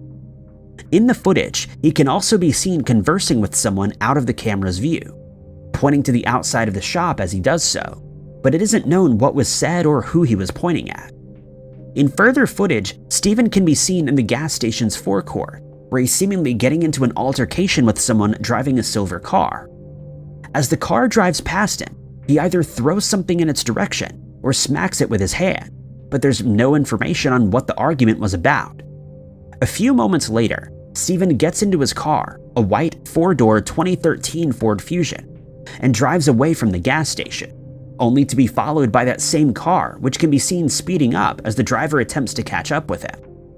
It's believed that the driver of this car exited the gas station, but then re-entered it against the flow of traffic in order to wait for Stephen to get into his car. When he does so and drives away, the driver of that car follows him, but it isn't known where to. Investigators stated that they were looking to speak to an African-American man who can be seen sitting in the mystery car's passenger seat, as he may hold vital information on what happened to Stephen. They've made an appeal for the man to come forward, but they've yet to hear from him or positively identify him. Stephen's mother stated that she believes the occupants of the silver car followed him for some distance before confronting him, and that he lost his life in the resulting altercation, whether by accident or with purpose. It would later come to light that Stephen was spotted by witnesses on West Las Olas Boulevard before he headed to the gas station to buy snacks, but it's believed that he was merely on his way to the gas station at that point. Stephen's brother, Michael, told investigators that he had been with his brother just hours before he mysteriously disappeared, and he was preparing himself for the worst possible news, as he believes Stephen has met with foul play following the altercation with the mysterious motorist outside of the gas station. In a bid to find any helpful information, his family and friends have distributed flyers and put up posters all over the area, but their efforts have not paid off, as no one has come forward with any further information on the case. When investigators learned of a crash that had taken place at a nearby plantation, they theorized that Stephen may have been involved, but it was soon revealed that he wasn't in the area at the time that the crash took place. Stephen's mother, Astrid, told members of the media that the mystery man is the family's last hope in finding their son, as they've exhausted every lead that came their way without any positive results. In May of 2022, the Guardians for the Missing dive team discovered 12 cars submerged in Sailboat Lake in Deerfield Beach with the use of sonar equipment. This was while a search for Stephen was underway, but unfortunately neither he nor his car was found. 3 years after going missing, no one knows what happened to Stephen after he left the gas station, and his case remains open. He's described as having brown hair, standing around 5 foot 10 inches tall, and weighing around 165 pounds. Police have asked members of the public to be on the lookout for his car, a white four-door 2013 Ford Fusion with the Florida license plate WJ70L. If you know anything about Stephen's disappearance, you're asked to contact the Fort Lauderdale Police Department at 954-828-5700 or Crime Stoppers at 954-493-8477. A $3,000 reward is being offered for any information leading to the resolution of this case. Police investigators have released CCTV security footage of the last known movements of a 49-year-old woman called Sung Nguyen, who has been missing from Scotland since the 22nd of August 2021, in hopes that someone will recognize her and come forward with the details in her case. After she was reported missing, investigators searched for CCTV footage of Sung, who was reportedly wearing a pink hoodie when she was last seen. They then found footage from a co-op store on Neilston Road, in which Sung can be seen browsing the aisles of the co-op before deciding to buy a packet of chips at 10:33 a.m. Strangely, she's seen in the footage wearing a green jacket, and it's believed that she must have changed clothing between the times that she was reported missing and when she was last seen at the co-op, but the reason remains unclear. After leaving the store, Sung boarded a bus, a number 51 McGill's, at around 10:42 a.m. The bus is known to have traveled towards the Paisley Town Center area, and it's believed that she got off the bus in Barhead at around 11:09 a.m. Following this, she got onto the number 3 McGill's bus from Barhead's main street and traveled to Hope Street, which is near Waterloo Street, getting off the bus once more at around 12:42 p.m. Anyone who was on the two buses during those times on that specific date has also been asked to come forward, whether they have information that they may deem useful or not, since any lead may bring a break in the case. Further CCTV footage was then found of Sung walking on Argyle Street at 1:09 p.m. in the direction of the Royal Alexandra Hospital, which comes as no surprise since she was known to spend a lot of time in that area, often visiting the parks that can be found there. Investigators have appealed to residents of the Calcide and Royal Alexandra Hospital areas, or anyone who passed through there on that morning, to review their CCTV and dashcam footage in case they accidentally caught Sung while she was walking towards her destination. They added that various police resources have been employed in the search for the missing woman, but they're yet to make any progress in the case, which has now gone unsolved for more than 2 years. Any new footage of Sung would be helpful, as it'll aid investigators in piecing together her last movements on the morning that she went missing, and it may just lead them to her current whereabouts. Sung only speaks a limited amount of English and prefers to converse in Vietnamese, as it's her mother tongue. Sergeant Gordon Smith has stated that investigators are now focusing their search efforts on the Glasgow area, since it's the area where she was last seen, and he's again appealed to members of the public with any information on Sung's disappearance to come forward, as even the smallest lead may prove to be useful. If you or anyone you know has any information about what happened to Sung, you're urged to contact the Scotland Police by dialing 101, quoting case number 1511 of the 22nd of August. When investigating an unsolved disappearance, investigators need to take into account the missing person's state of mind at the time, as it may provide them with useful insights into what they may have been thinking before vanishing into thin air. It's a factor that's being looked at very closely in the disappearance of 41-year-old Marcia K. Lyle, who mysteriously vanished from Jacksonville, Florida in May of 2020, though it isn't known whether it was a contributing factor in the case. Marcia had been diagnosed with an inoperable brain tumor years before she disappeared, which resulted in her suffering from schizoaffective disorder. The disorder is a combination of bipolar disorder and schizophrenia, both of which are known to cause the sufferers to act out of character at times. Because of her condition, Marcia was in the habit of contacting her family members every Tuesday and Thursday, since they were responsible for her well-being as her healthcare surrogates. Marcia originally hails from Clewiston in Florida, but she moved to Seal, Alabama in December of 2019, since she felt that Clewiston was too far from her church, a Seventh-day Adventist congregation where she served as a youth leader. She was part of the Pathfinders program, which is aimed at children between the ages of 10 and 15, preparing them for leadership roles in their communities by engaging them in activities that appeal to them. On Monday, the 27th of April, Marcia spoke with her sister on the phone, telling her that she was excited for her nephew to take his first steps and that she was certain he would do so before his first birthday. When Marcia didn't get in touch with either her mother or sister during the next few weeks, they attempted to contact her, but found that their calls went straight to voicemail, but they were unable to leave a message since her voicemail was full. Becoming concerned for her well-being, they contacted the police and requested a welfare check at her house. Officers soon contacted them to inform them that Marcia was indeed at home and that she was doing fine, though she remained in bed. But in the days that followed, her family was still unable to contact her, as she was not answering their calls, and so they contacted the owner of the property where she lived to ask for another welfare check.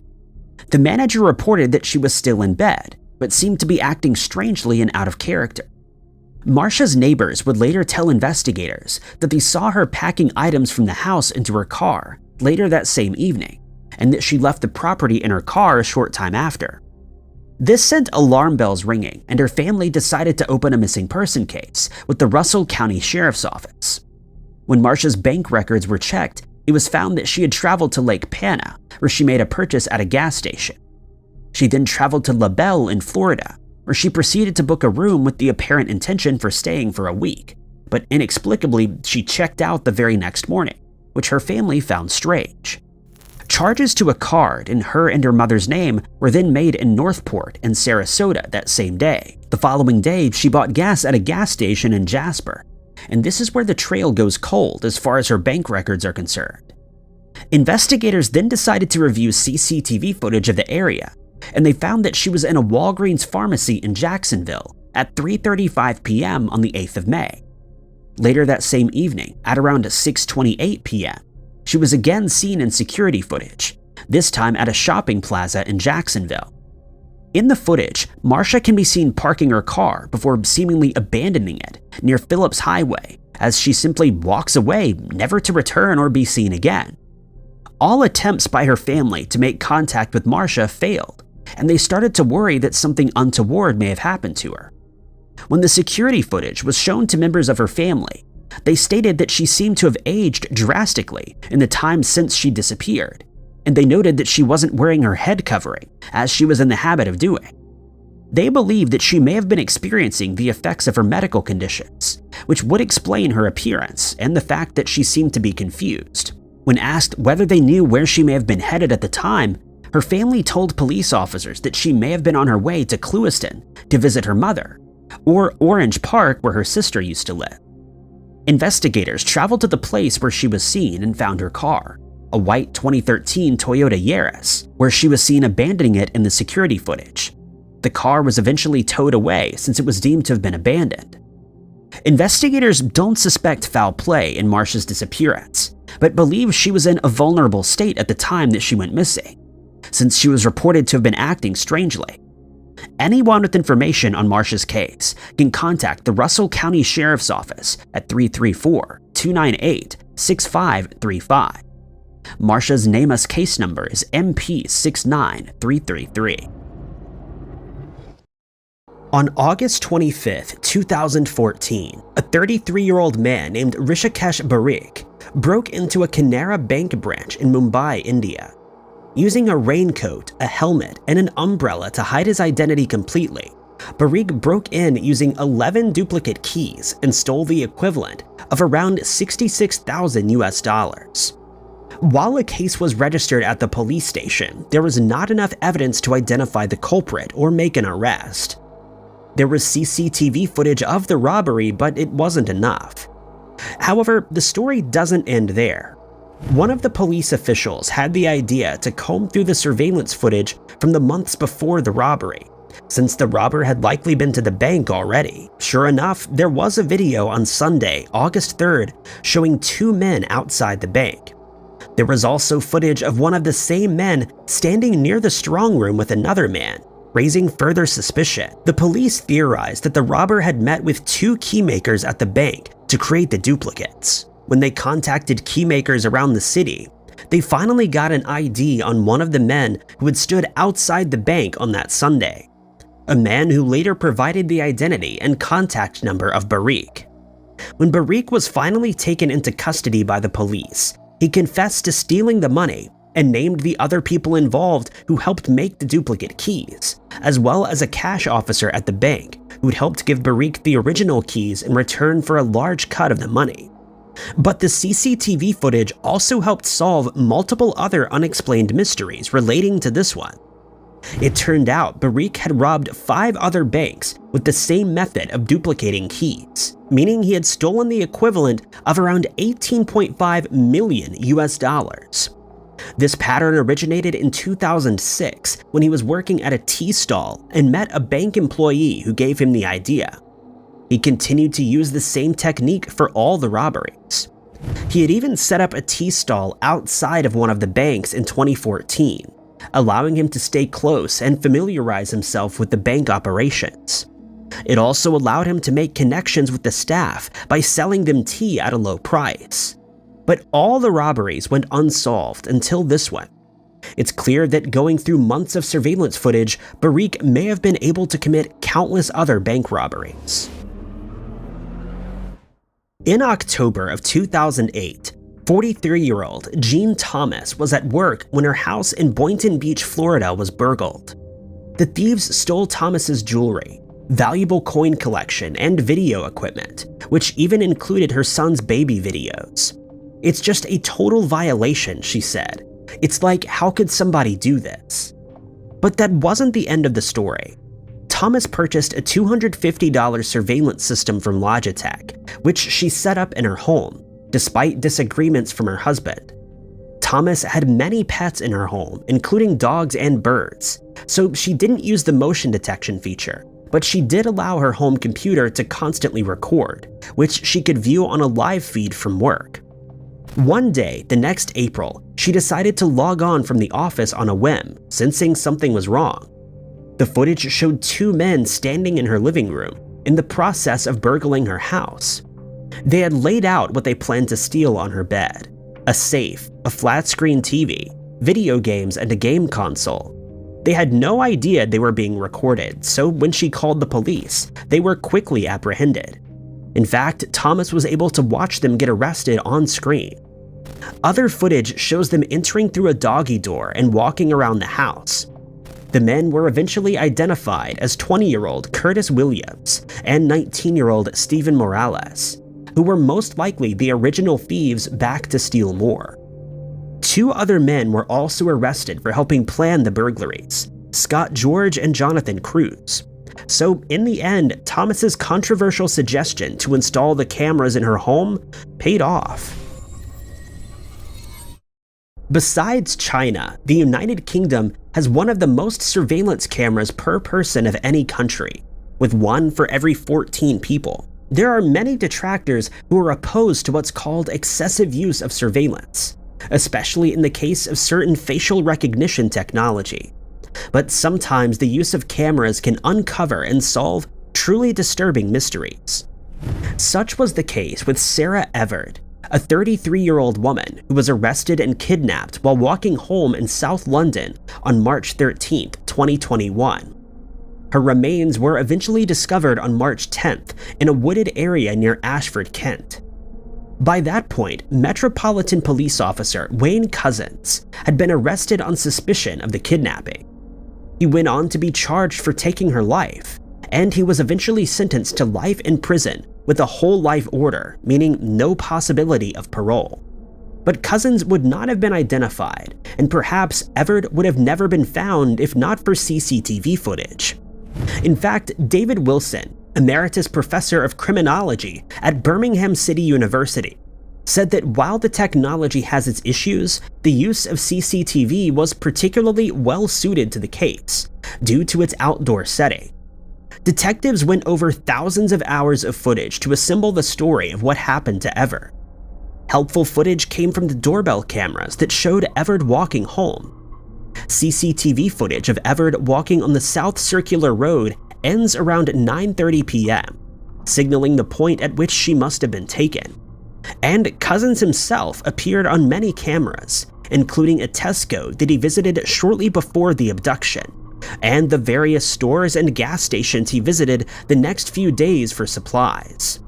But the most critical clip came from a camera on a passing bus, which showed Everett standing beside a white rental car with the hazard lights flashing. A different shot showed the license plate, which was traced to Couzens, conclusively linking the two.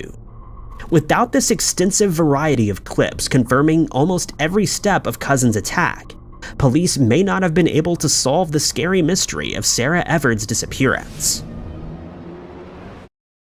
In the early morning hours of September 29, 2012, Shauna Tiafe lost her life after a walk home from the night shift as a cocktail server at the Palms Casino Hotel.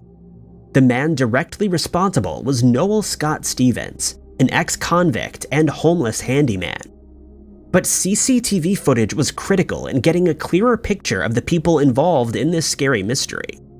First, video footage from the casino confirmed her clocking out at 3:01 a.m., but the most explosive video evidence had to do with the actual perpetrators. While Stevens carried out the violent crime himself, he claimed that he was hired by Shauna's husband, George Miguel Tiafe. Sure enough, security footage from a local Walmart showed George Tiafe and Noel Stevens together, buying dark clothes and a weapon. Another nearby store also turned up footage from several weeks before, showing the two men buying other supplies like gloves. And according to police, call records showed that Tiafe had spoken to Stevens 87 times on the phone in the month before the tragedy. According to Stevens' testimony in court, Tiafe had promised to pay him $5,000 for carrying out the attack. He had recently learned that his wife Shauna wanted a divorce and was afraid that she would get his money. Tiafe had struggled with money in recent years after losing money in the housing market crash, which had made him a jealous and controlling husband, according to Shauna. Her sister suspected Shauna's husband as the culprit immediately. Stevens said that Tiafe masterminded the whole operation, including specific details like breaking into her townhouse 3 weeks beforehand to make it look like a robbery. In fact, Tiafe's attorney later referred to Stevens as a zombie parrot for the way that he kept repeating the name George in every response, blaming Shauna's husband for the plot. In the end, George Tiafe was sentenced to life in prison without parole. But even with Stevens' cooperation and testimony about how he was hired, it's important to remember the crucial role the security footage played. Tiafe was generally well-liked and regarded as a hero in the community, being a firefighter who graduated from West Point and served in the Army Corps of Engineers. One of his fellow firefighters even called him one of the best people I've known on the stand. But when prosecutors played the footage in court of the two men shopping together, it finally exposed the truth of the type of man Tiafe was, ensuring that justice was delivered. CCTV footage played a particularly major role in the case of Hannah Graham, an 18-year-old student at the University of Virginia who went missing in the early morning hours of September 13, 2014. Graham was not found until 6 weeks later, on October 24th, when her body was discovered on an abandoned property outside of Charlottesville, where she went to school. But the story of this scary mystery was only brought to light by surveillance footage from around Charlottesville. Graham had been out the previous night at a party with friends, then had gotten lost in the night. Cameras picked her up wandering around Charlottesville's downtown pedestrian mall. At 12:46 a.m., she can be seen walking past McGrady's pub, stumbling. Only 9 minutes later, a gas station camera shows her running. Then at 1:06 a.m., she can be seen passing by a pizza parlor. She continued to send texts to friends mentioning being lost, ending at 1:20 a.m. A disturbing breakthrough happened when investigators noticed that 2 cameras caught Graham with another person, a man that they were able to identify as Jesse Matthew. In the pizza parlor tape, Matthew can be seen passing Graham, noticing her, and then turning around and following her. In the last known video of Graham, she can be seen walking with Matthew with his arm around her waist. He was eventually located on a beach in Texas, 1,300 miles from Graham's last whereabouts. He was eventually charged with abduction with the intent to defile in the matter of Hannah Graham. In court, her mother, Susan Graham, described the experience of watching Matthew on camera. "We saw what evil looks like," she said. "He hunted her." The story gets even more twisted from there. Matthew already had a dark history of violence. He was a hospital worker who had been accused multiple times of physically assaulting different women. but evidence of more crimes came out after his arrest. On September 29th, it came out that forensic evidence taken from Matthew matched evidence taken from a 2009 investigation into the disappearance of a 20-year-old Virginia Tech student named Morgan Dana Harrington. Graham's remains were found only 5 miles from where Harrington's remains had been found. In the end, Matthew received 4 life terms in prison for the kidnapping and deaths of the 2 students. Amazingly, it turns out that these small bits of surveillance footage led to solving not 1, but 2 horrifying unexplained mysteries. In August of 2022, Jesus was 41 years old when he mysteriously vanished in the early morning hours of August 1st. The mysterious case remains unsolved. Jesus was the co-worker of a brewery based in Leeds, along with his friend Marcos Ramirez. The day of his disappearance was a Monday, and he was supposed to be heading to Manchester for a business meeting. But what happened instead is an unexplained mystery. The night before, Jesus had been out drinking. He returned home at about 11:30 p.m. and stayed awake into the next day. A friend dropped him off in Leeds town center, and he was caught on CCTV footage wandering around. After failing to get into a van, he boarded a bus at 6:17 a.m. For a few days, this was the last confirmed sighting of Jesus, but soon appeals led to more information. He exited the bus about a half an hour later that day on Haringey Road. The location was near to a car park which served as the closest parking spot to a popular swimming area on River Wharf. CCTV video from 8:14 a.m. shows him 2 miles away at Harewood Bridge. The final piece of CCTV of Jesus showed him walking across a field on the lead side of the bridge. Since then, there has been no trace of Jesus and no explanation for what might have happened to him in this unsolved case. Those who saw Jesus the day the unexplained case took place said he seemed to be in good spirits. The only thing out of the ordinary was the fact that he didn't have his phone with him. But Jesus's business partner could find no explanation why he would be in that area when he was supposed to be heading to Manchester. Investigators believe he could have meant to go to the swimming spot before heading to work.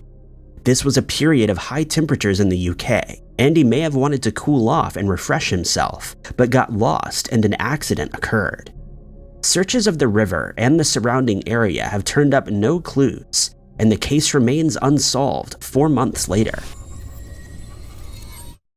Catherine Holdsworth was the last person anybody expected to be the subject of an unsolved mystery. She was living in a small village near Halifax when she suddenly vanished without a trace. The last positive sighting of Catherine was Friday, September 8, 2017. At 72 years old, Catherine had a number of health problems and needed to visit the hospital that day. She was frail, lived alone, and needed a walker to get around. Most of the true crime community assumes Catherine went home after her hospital appointment. It was neighbors that alerted police to this strange case about a week after Catherine was last seen. She was known to keep to herself, but they hadn't seen her at all since the Friday she vanished. The inside of the house had no clues as to Catherine's location. Detectives went through CCTV footage to try to find an answer to this unexplained mystery. Catherine was captured on CCTV footage the day after her hospital visit. On the evening of September 9th, she visited a Tesco supermarket in Halifax town center. The CCTV showed her wearing a distinctive set of pink earmuffs, a dark coat, and pink gloves. It was the last images of Catherine that have ever been uncovered. On the 21st of September, police issued an appeal for information to try to locate Catherine. She had ties to a number of locations, including Blackpool and Cornwall. Despite the multiple appeals over the years, no new information has emerged. There are waterways in the area where Catherine lived, but none are easily accessible, especially to someone who would have difficulty getting to areas off the path. It seemed unlikely that she could have accidentally fallen into a waterway close to home. There was, however, a canal near the hospital. A short walk along the canal would have taken Catherine to Bright House, another location where Catherine had ties. It's possible she was on her way there when she fell into the canal. The problem with many theories is the lack of CCTV footage.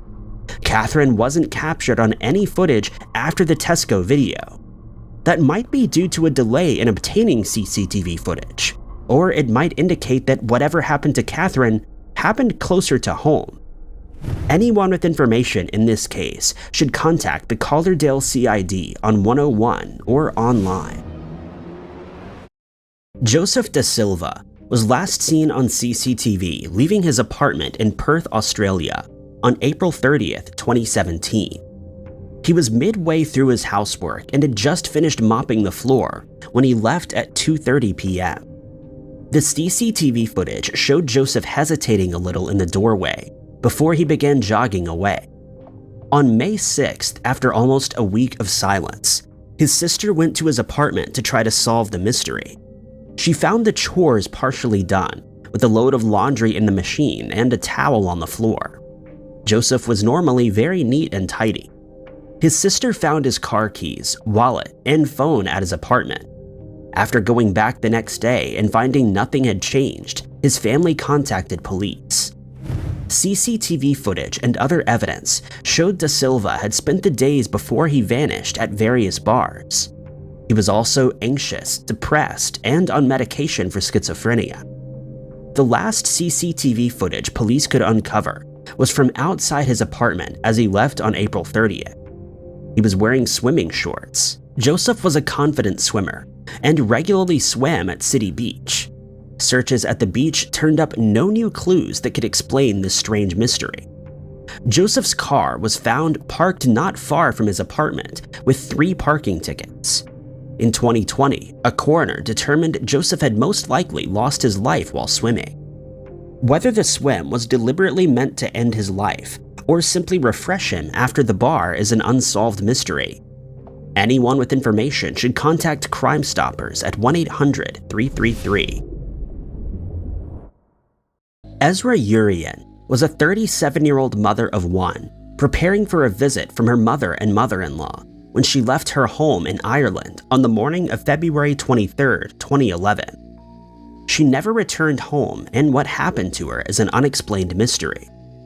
Ezra lived with her husband, Oscar, and their 2-year-old son. They shared a car, a Twingo, and normally Ezra would take Oscar to work, then use the car during the day. Sometimes Oscar drove himself to work, so he could go to the gym afterwards. The plan that morning was for Ezra to quickly go to the shops to get milk, so Oscar could use the car for the day. Ezra was seen leaving the house by neighbors at around 7:15 a.m. It should have taken 10 minutes or so to drive to the store and purchase the milk, but she never came back. Oscar couldn't get through to his wife and reported the strange mystery to police the same day. CCTV footage from a nearby roundabout picked up Ezra's car half an hour after she was seen leaving her home. The roundabout was only a few minutes away, and finding out what happened during that first half an hour after Ezra left home could be the key to solving this mystery. Later CCTV footage captured the car driving erratically in Bray, County Wicklow. The car was found parked in the seaside town near to Brayhead. During the erratic drive, the car almost collided with a Skoda. After a near miss, Ezra's car and the Skoda drove in the same direction for a while. Police appealed to the driver to come forward.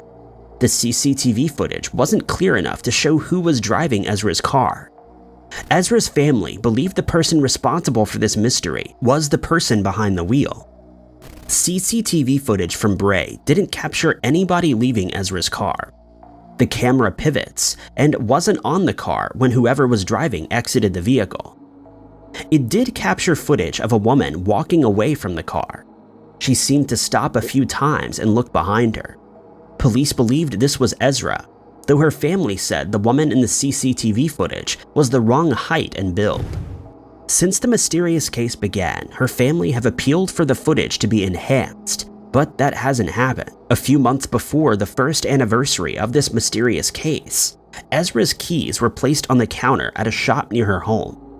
Ezra had lost a set of keys not long before this mystery began, but her family believed these were the keys she had with her that February morning. By the time the store owners realized the significance of the keys, the CCTV footage had been erased.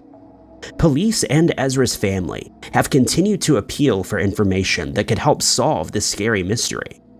Anyone with information should contact the Ronensdown Garda station at 01-666-7700 or the Garda Confidential line at 1-800-666-111.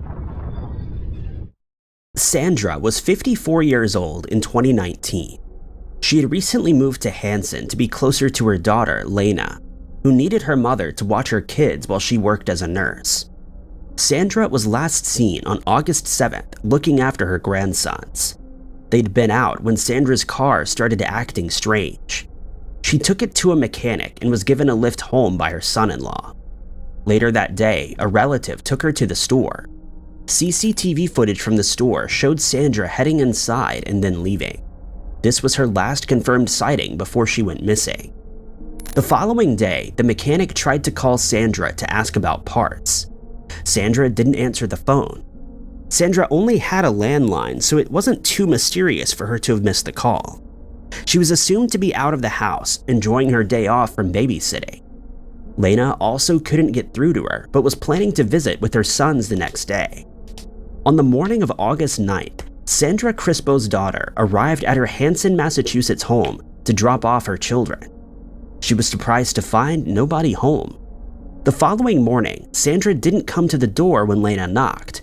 The back door to her home was open and her dog was inside. The dog food and water bowl were empty. Sandra's shoes and purse were absent, but there were no signs of a struggle. Lena called the police. They claimed there was no evidence that this was a crime, but Lena insisted the bed was out of place. Since then, no evidence that could solve the scary, unexplained mystery has been found. The relative that dropped Sandra at home that night has been cleared of any wrongdoing. She had no known enemies, and her family haven't been able to work out why she would have left the house that night. The case remains unsolved, and anyone with information should contact Hansen Police or State Police Detectives at 508-894-2600. Security footage is a crucial necessity in any courtroom to ensure the safety of court employees and those attending proceedings. Therefore, security officers are used to reviewing CCTV footage, but officers at a courtroom in Lincoln County experienced an event that they're unable to explain, and it was all caught on video. While on duty, some of the security staff noticed something strange on their CCTV monitors. An image of what appeared to be a woman sitting at a desk while writing in a journal in one of the offices appeared on their screen, and since there was no one in the building at the time, they didn't know what to make of it. One of the officers decided to make his way over to the office to see if anyone was in there, but when he arrived, he found the room empty. Adding to the creepy, unexplained mystery, when he walked through the office, his colleagues were shocked as they watched him through the monitors, only to see him walk right through the woman who was caught on tape. One of the officers later stated that he's always believed the courthouse to be haunted. Having worked in the building for almost 30 years, he added that he has often worked late at night and frequently hears footsteps and other noises that he's unable to explain. When a news crew covered the story, they saw the woman's reflection in a glass shield at the cashier's office during office hours, and they immediately assumed that it was being caused by something in the office. They searched the entire room, but they were unable to find anything that would cause such a reflection. A well-known historian has stated that there are no records of anyone passing away in the building, or any other tragic event taking place there. But the officers are adamant that they know what they saw was a spirit, and until further proof is brought forward, it will remain an unexplained mystery that was caught on camera. A security team at the Brighton Museum in England keeps a close eye on the Royal Pavilion estate, as it houses many of the city's collections, and on the 10th of July, 2019, they were glad to have done so when they heard a strange noise coming from the museum's foyer. Just after 3 a.m. that morning, one of the security staff heard something that sounded like glass breaking, and he immediately went to investigate. Upon reaching the foyer, he realized that a cup had fallen from one of the shelves in the retail display, smashing onto the ground below. Fearing that someone may be in the building, he did a quick check but saw that the building was indeed empty, and he was left baffled as there was seemingly no explanation for what had happened. When one of his colleagues checked if anything was caught on camera, he was amazed to find that they had caught something truly strange on their surveillance system. The camera showed that at 3:09 a.m., a cup that was positioned on a display shelf had inexplicably moved on its own accord and fallen to the floor. They were astonished by the footage, and there's clearly no one in the cup's vicinity, but it wasn't until they checked again that they noticed something that added to the mystery. In the moments before the cup starts to move, a small white light can be seen flashing right next to the same shelf where the cup is sitting.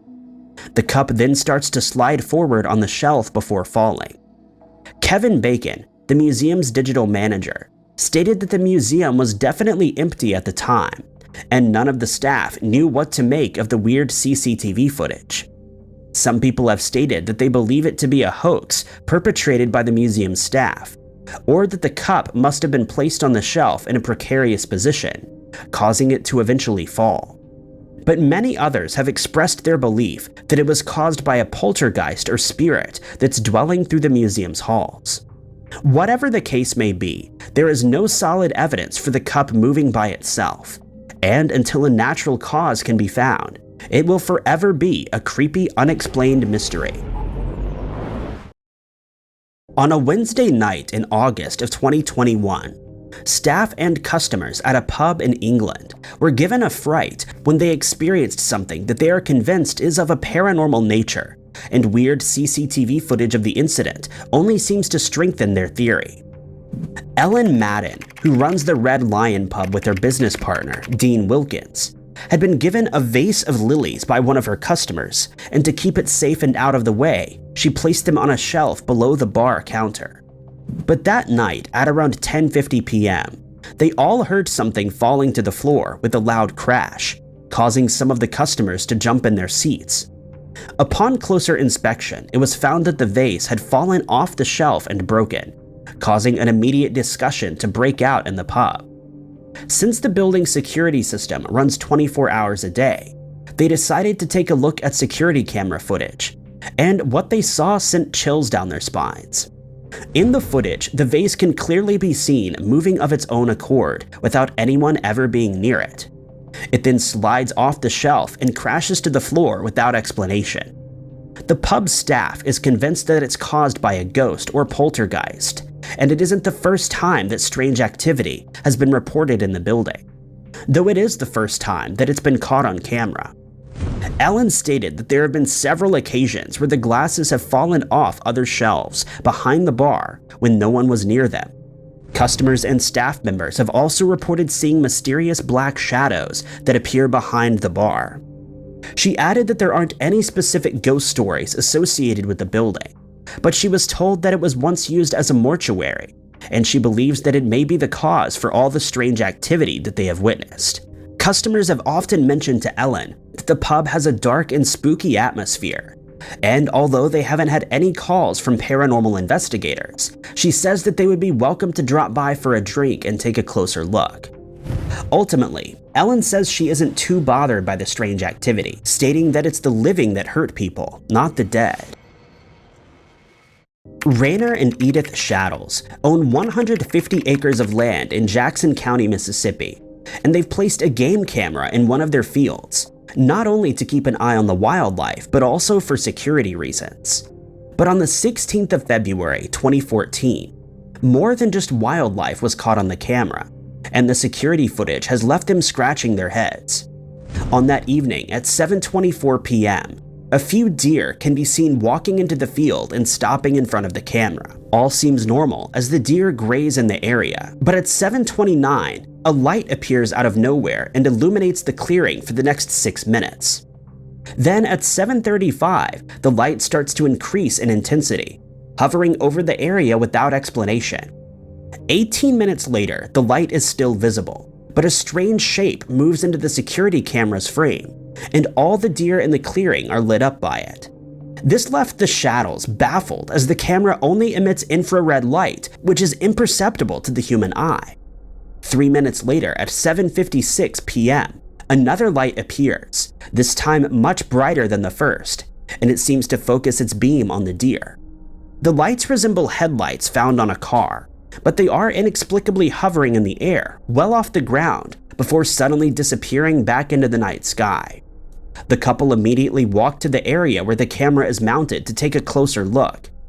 They tried to find tire tracks or a reason for the lights to appear, but the more they looked, the more they realized it wasn't coming from something they had ever seen before, and it seemed to permeate the air. Rayner has stated that he's unsure whether it was an extraterrestrial craft, but he is convinced that it was a UFO. He has speculated that the lights may have been caused by a government drone, and says that if that's the case, he wishes they would speak up and let him know so that the weird CCTV footage can be explained. The couple has since employed the help of a few of their friends to try and explain the security footage, but as of yet, no one has been able to fully explain it, and it may be that we never get answers to this strange mystery.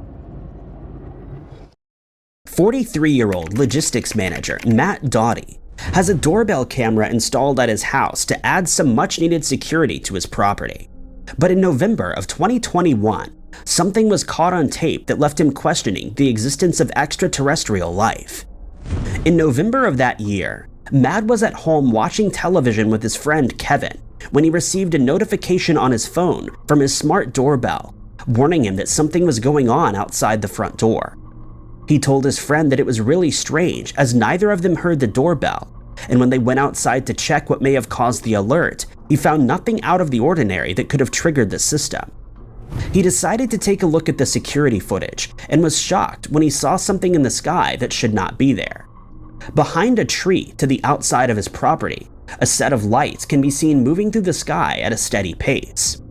As it clears the branches and moves into the security camera's full view, it becomes apparent that this is a triangular set of lights that seem to be affixed to an aircraft of a similar shape. Baffled by the weird footage, he contacted his father, who's an aviation enthusiast. He told his father what he had seen and asked him to check an online flight tracker to see if there were any aircraft flying over the area at the time that the lights were caught on camera. His father did so and reported back that there had been no plane traffic in the area at all, deepening the strange mystery even further. Matt stated that the footage was made all the more creepy by the silent movements of the craft, which eventually disappeared over the woodland situated to the left of his house. He stated that the incident gave him chills, especially since the craft seemed to move very close to his home. Matt posted the video online and has since racked up views and reactions, with many commenters agreeing that what Matt saw is an extraterrestrial craft caught on camera. Many others have stated that they are skeptical, but no plausible explanation has been found to this day. Thank you guys so much for watching. If you liked this video, be sure to hit that like button. Also, don't forget to subscribe and click that notification bell to keep up to date with all of our future uploads. But my name is Ty Knotts, and I'll catch you guys in the next video.